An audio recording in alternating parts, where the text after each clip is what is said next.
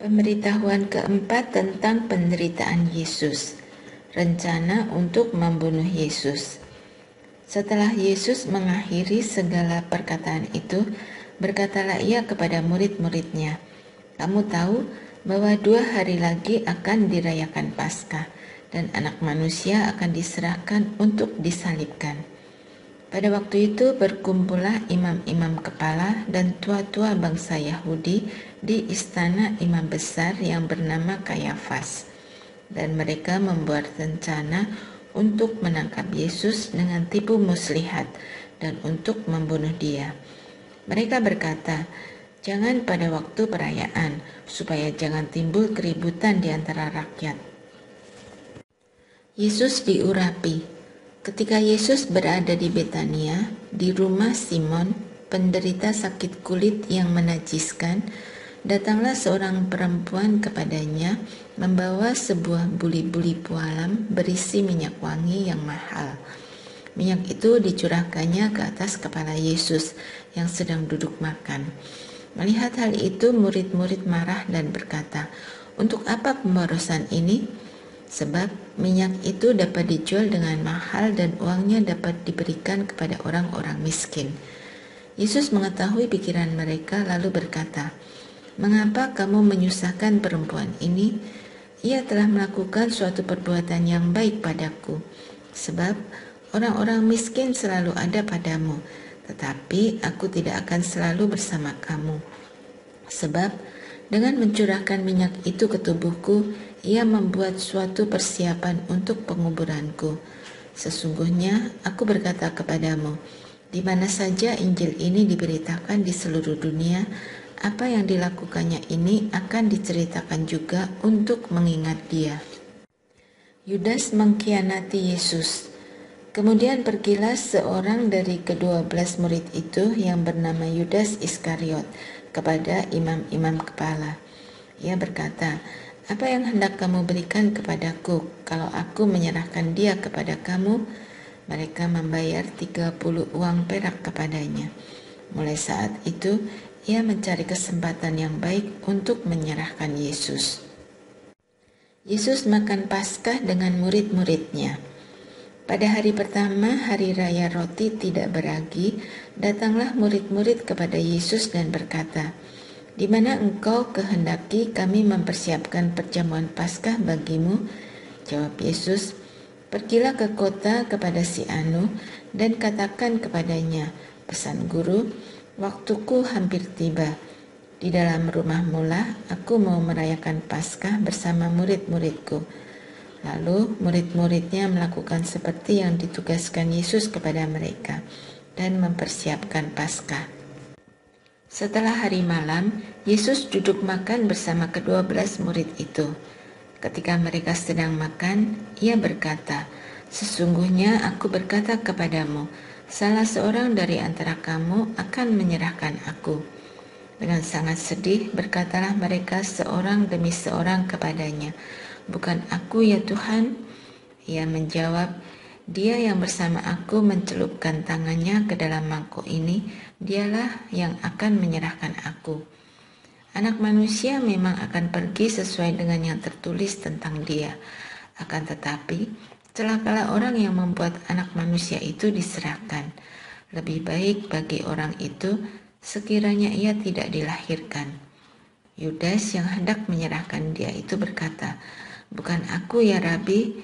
Kata Yesus kepadanya, "Engkau telah mengatakannya." Penetapan perjamuan Tuhan. Ketika mereka sedang makan, Yesus mengambil roti, mengucap syukur, memecah-mecahkannya, lalu memberikannya kepada murid-muridnya dan berkata, "Ambillah, makanlah, inilah tubuhku." Kemudian ia mengambil cawan, mengucap syukur, lalu memberikannya kepada mereka dan berkata, "Minumlah kamu semua dari cawan ini, sebab inilah darahku, darah perjanjian yang ditumpahkan bagi banyak orang untuk pengampunan dosa-dosa. Aku berkata kepadamu, mulai sekarang aku tidak akan minum lagi hasil dari pokok anggur ini, sampai pada hari aku meminum hasilnya yang baru bersama kamu dalam kerajaan Bapakku." Sesudah menyanyikan nyanyian pujian, pergilah Yesus dan murid-muridnya ke Bukit Zaitun. Petrus akan menyangkal Yesus. Lalu berkatalah Yesus kepada mereka, "Malam ini kamu semua akan terguncang imanmu karena aku, sebab ada tertulis, aku akan membunuh gembala dan kawanan domba itu akan tercerai-berai. Akan tetapi sesudah aku dibangkitkan, aku akan mendahului kamu ke Galilea." Petrus menjawabnya, "Biarpun mereka semua terguncang imannya karena engkau, aku sekali-kali tidak." Yesus berkata kepadanya, "Sesungguhnya aku berkata kepadamu, malam ini sebelum ayam berkokok, engkau telah menyangkal aku 3 kali." Kata Petrus kepadanya, "Sekalipun aku harus mati bersama engkau, aku tidak akan menyangkal engkau." Semua murid yang lain pun berkata demikian. Di Getsemani. Kemudian sampailah Yesus bersama murid-muridnya ke suatu tempat yang bernama Getsemani. Ia berkata kepada murid-muridnya, "Duduklah di sini sementara aku pergi ke sana untuk berdoa." Ia membawa Petrus dan kedua anak Zebedeus sertanya. Ia mulai merasa sedih dan gelisah. Lalu katanya kepada mereka, "Hatiku sangat sedih, seperti mau mati rasanya. Tinggallah di sini dan berjaga-jagalah dengan aku." Kemudian ia maju sedikit, lalu sujud dan berdoa, "Ya Bapakku, jikalau sekiranya mungkin, biarlah cawan ini berlalu dari hadapanku. Tetapi janganlah seperti yang ku kehendaki, melainkan seperti yang engkau kehendaki." Ia kembali kepada murid-muridnya dan mendapati mereka sedang tidur. Lalu ia berkata kepada Petrus, "Tidak sanggupkah kamu berjaga walau 1 jam saja bersama aku? Berjaga-jagalah dan berdoalah, supaya kamu jangan jatuh ke dalam pencobaan. Roh memang berniat baik, tetapi tabiat manusia lemah." Lalu ia pergi untuk kedua kalinya dan berdoa, "Ya Bapakku, jikalau cawan ini tidak mungkin berlalu, kecuali apabila aku meminumnya, jadilah kehendak-Mu." Ketika ia kembali lagi, ia mendapati mereka sedang tidur, sebab mata mereka sudah berat. Ia membiarkan mereka di situ, lalu pergi lagi dan berdoa untuk ketiga kalinya dengan mengucapkan doa yang sama. Sesudah itu ia datang kepada murid-muridnya dan berkata kepada mereka, "Masihkah kamu tidur dan beristirahat? Lihat, saatnya sudah tiba. Anak manusia diserahkan ke tangan orang-orang berdosa. Bangunlah, marilah kita pergi. Dia yang menyerahkan aku sudah dekat." Yesus ditangkap. Waktu Yesus masih berbicara, datanglah Yudas, salah seorang dari ke-12 murid itu, dan bersama dia serombongan besar orang yang membawa pedang dan pentung, disuruh oleh imam-imam kepala dan tua-tua bangsa Yahudi. Orang yang menyerahkan dia telah memberitahukan suatu tanda kepada mereka. "Orang yang akan kucium itulah dia, tangkaplah dia." Segera ia mendekati Yesus dan berkata, "Salam Rabi," lalu mencium dia. Yesus berkata kepadanya, "Hai teman, untuk itukah engkau datang?" Mereka pun mendekat, memegang Yesus dan menangkapnya. Namun, seorang dari mereka yang menyertai Yesus mengulurkan tangan untuk menghunus pedangnya, menyerang hamba imam besar dan memotong telinganya. Lalu kata Yesus kepadanya, "Masukkan pedang itu kembali ke dalam sarungnya, sebab semua orang yang menggunakan pedang akan binasa oleh pedang. Atau kau sangka bahwa aku tidak dapat berseru kepada Bapakku, supaya ia segera mengirim lebih dari 12 pasukan malaikat membantu aku?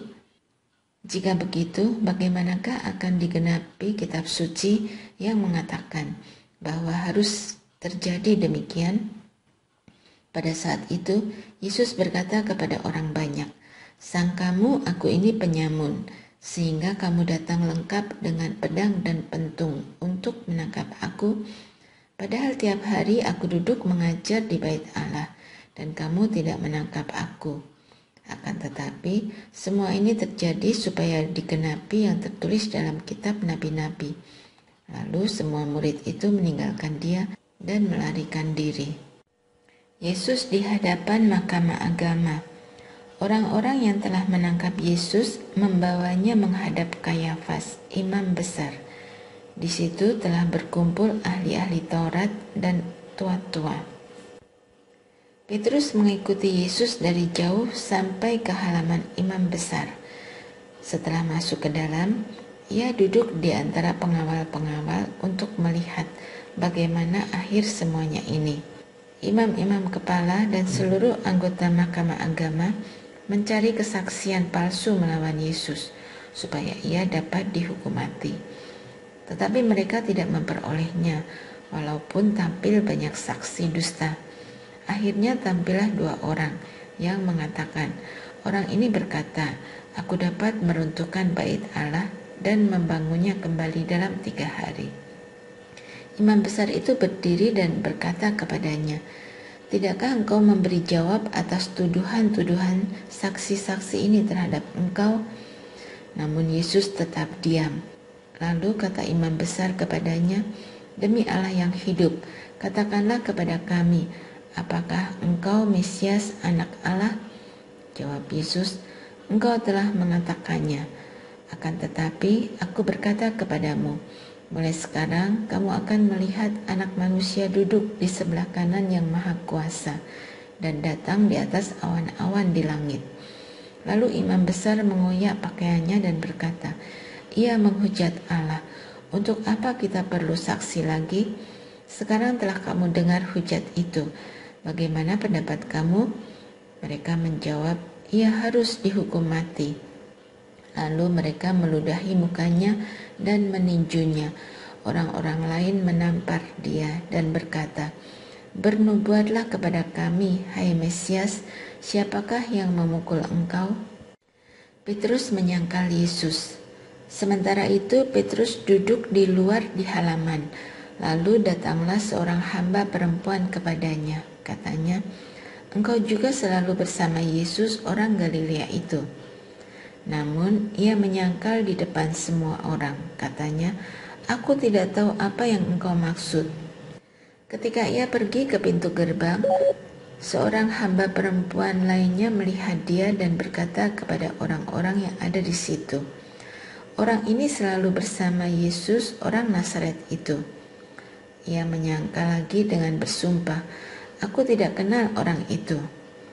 Tidak lama kemudian, orang-orang yang ada di situ datang kepada Petrus dan berkata, pasti engkau juga salah seorang dari mereka, itu nyata dari logatmu. Lalu mulailah Petrus mengutuk dan bersumpah, aku tidak kenal orang itu. Seketika itu juga berkokoklah ayam. Petrus pun teringat akan apa yang dikatakan Yesus kepadanya. Sebelum ayam berkokok, engkau telah menyangkal aku 3 kali. Lalu ia pergi keluar dan menangis dengan sedih. Rencana untuk membunuh Yesus. Hari Raya Paskah dan Hari Raya Roti Tidak Beragi akan mulai 2 hari lagi. Imam-imam kepala dan ahli-ahli Taurat mencari jalan untuk menangkap Yesus dengan tipu muslihat dan membunuh dia. Sebab kata mereka, jangan pada waktu perayaan, supaya jangan timbul keributan di antara rakyat. Yesus diurapi. Ketika Yesus berada di Betania, di rumah Simon, penderita sakit kulit, dan sedang duduk makan, datanglah seorang perempuan membawa suatu buli-buli pualam berisi minyak narwastu murni yang mahal harganya. Setelah dipecahkannya buli-buli itu, dicurahkannya minyak itu ke atas kepala Yesus. Namun beberapa orang menjadi marah dan berkata seorang kepada yang lain, untuk apa pemborosan minyak narwastu ini? Sebab minyak ini dapat dijual 300 dinar lebih dan uangnya dapat diberikan kepada orang-orang miskin. Lalu mereka mencela perempuan itu. Namun Yesus berkata, biarkanlah dia. Mengapa kamu menyusahkan dia? Ia telah melakukan suatu perbuatan yang baik padaku. karena orang-orang miskin selalu ada padamu, dan kapanpun kamu menghendakinya, kamu dapat menolong mereka.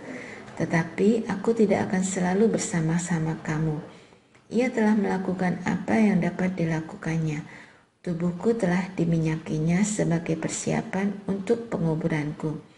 Sesungguhnya aku berkata kepadamu, di mana saja Injil diberitakan di seluruh dunia, apa yang dilakukannya ini akan diceritakan juga untuk mengingat dia.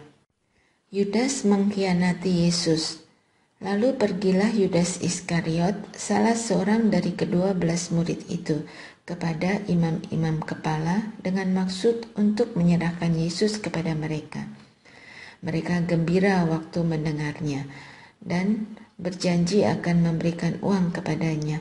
Lalu ia mencari kesempatan yang baik untuk menyerahkan Yesus. Yesus makan Paskah dengan murid-muridnya. Pada hari pertama, hari raya roti tidak beragi, pada waktu orang menyembelih domba Paskah, murid-murid Yesus berkata kepadanya, "Kemana engkau kehendaki kami pergi untuk mempersiapkan perjamuan Paskah bagimu?" Lalu ia mengutus 2 orang muridnya dengan pesan, "Pergilah ke kota. Di sana seseorang yang membawa kendi berisi air akan menjumpaimu.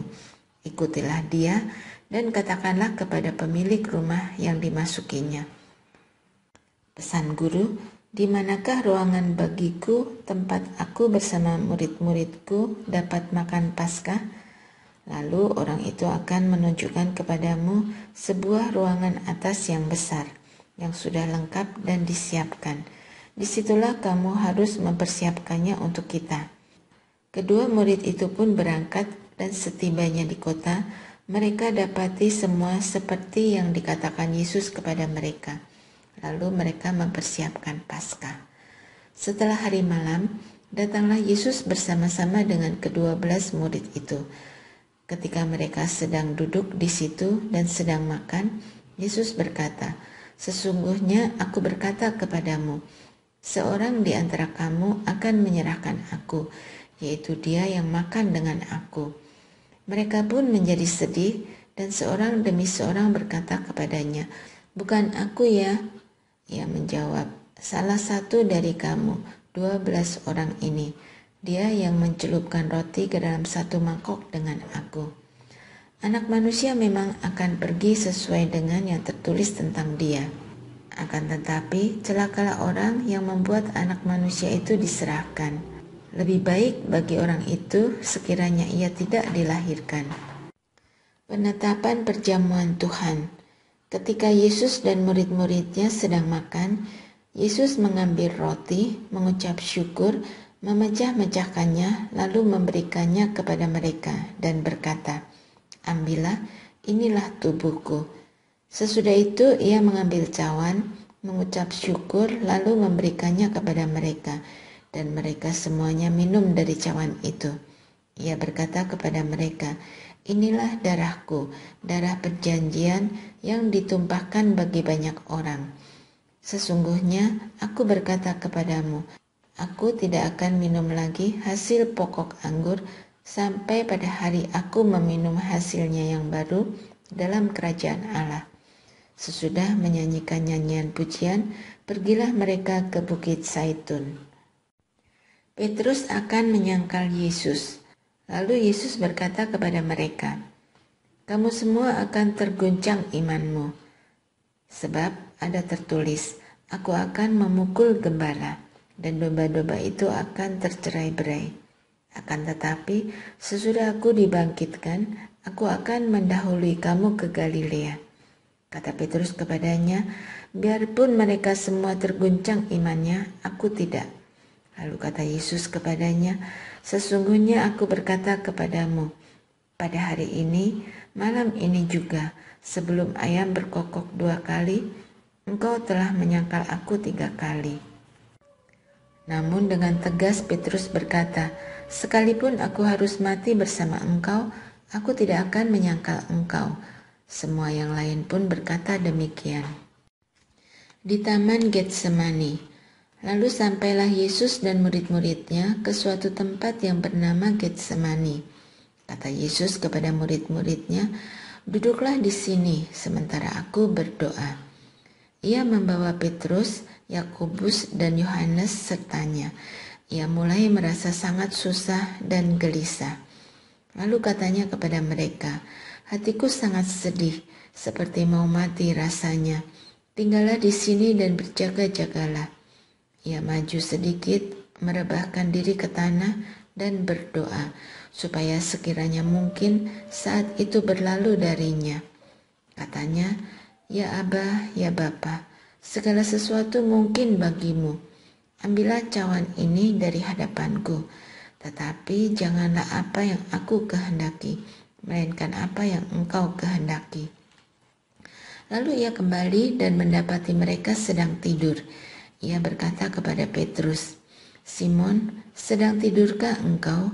Tidak sanggupkah engkau berjaga walau 1 jam saja? Berjaga-jagalah dan berdoalah, supaya kamu jangan jatuh ke dalam pencobaan.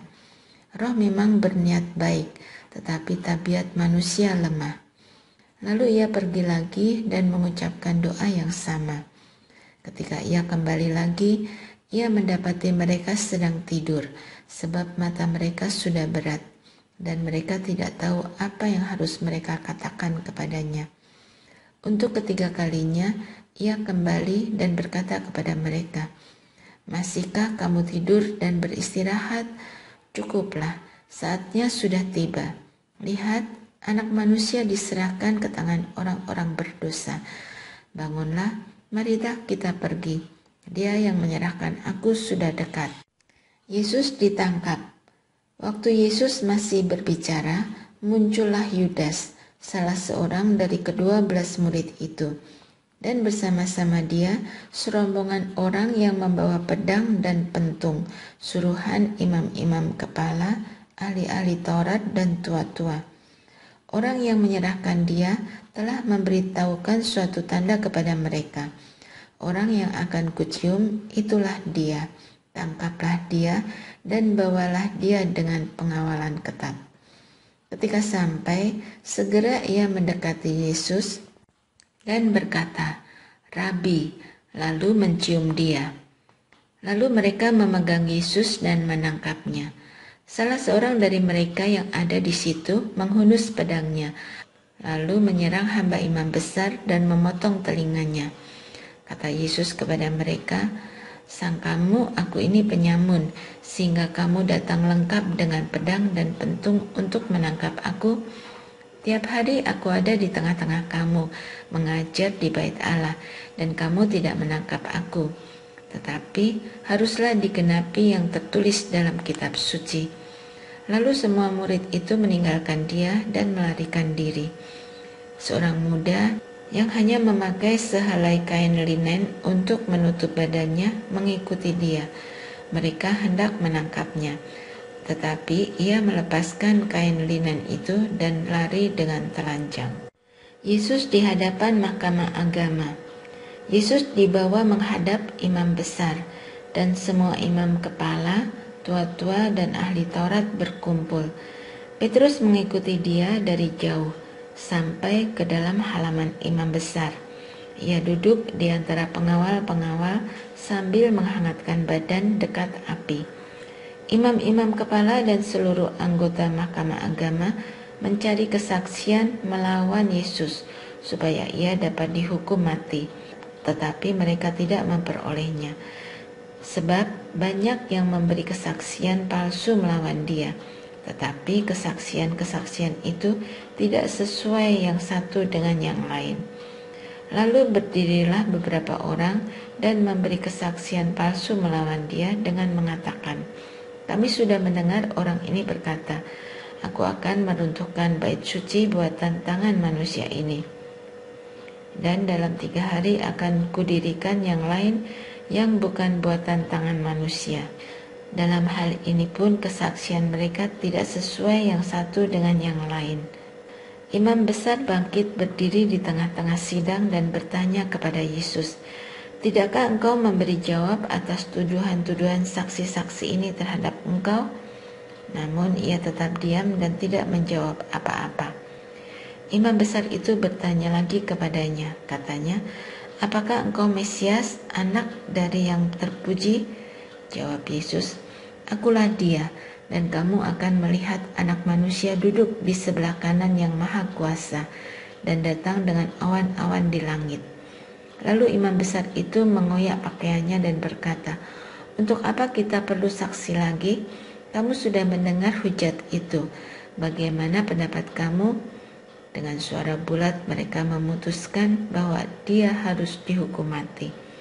Lalu mulailah beberapa orang meludahi dia dan menutupi mukanya dan meninjunya, sambil berkata kepadanya, "Bernubuatlah."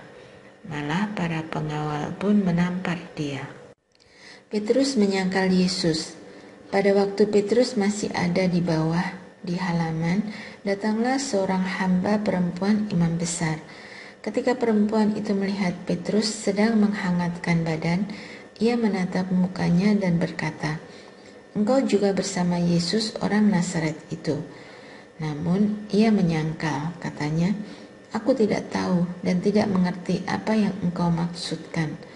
Lalu ia pergi ke serambi depan dan berkokoklah ayam. Ketika hamba perempuan itu melihat Petrus, ia berkata lagi kepada orang-orang yang ada di situ, "Orang ini salah seorang dari mereka." Petrus menyangkal lagi.